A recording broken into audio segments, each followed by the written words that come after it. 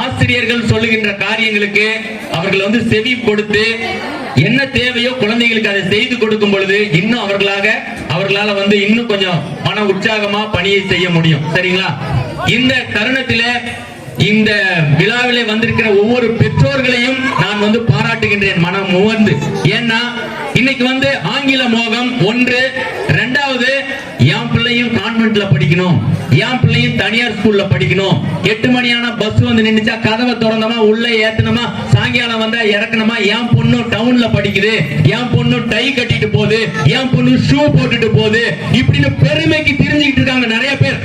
ஆனா அவங்க எல்லாத்தையும் நான் தப்புன்னு சொல்லல, ஆனா அதுதான் வாழ்க்கை, அதுதான் உலகத்தில் இருக்கிற உயர்ந்தது அப்படின்னு சொல்லி நீங்க நினைக்காம அதை ஒதுக்கி வச்சுட்டு என் பிள்ளையும் அரசு பள்ளியில படிச்சாலும் ஒரு நாள் இல்ல ஒரு நாள் அரசனா கூட வருவான்னு சொல்லிட்டு நீங்க வந்து ஒரு நம்பிக்கை வச்சு படிக்க வச்சுட்டு இருக்கீங்களா? பெற்றோர்கள் எல்லாருக்கும் ஒரு கைத்தட்டு கொடுங்க. ஸ்டூடெண்ட்ஸ், டீச்சர்ஸ் எல்லாரும் நீங்க கிரேட்டுங்க, நீங்க கிரேட். நீங்க வந்து ஏதோ உங்களுடைய பிள்ளைகளை ஏதோ ஒரு கவர்மெண்ட் ஸ்கூல்ல போடணும் நீங்க போட்டுட்டேன்னு கிடையாது. ஒரு தரம் வாய்ந்த ஒரு சிறந்த ஆசிரியர்கள் பயிற்றுவிக்கிற ஒரு நல்ல பள்ளியில நீங்க போட்டிருக்கீங்க.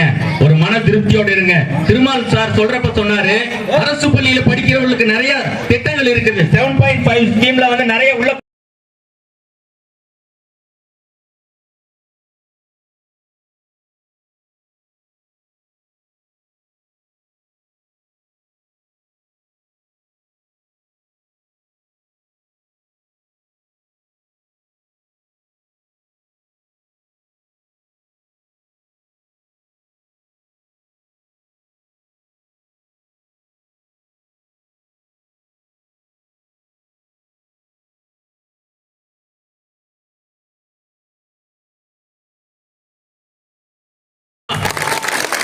இன்னும் கொஞ்சம் சத்தமா. நன்றி.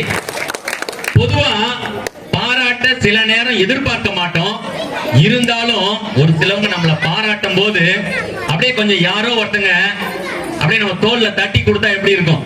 கொஞ்சம் இன்னும் கொஞ்சம் பூஸ்ட் அப் கிடைக்கும்ல. உங்களுடைய பள்ளியில இந்த இடத்துல வந்து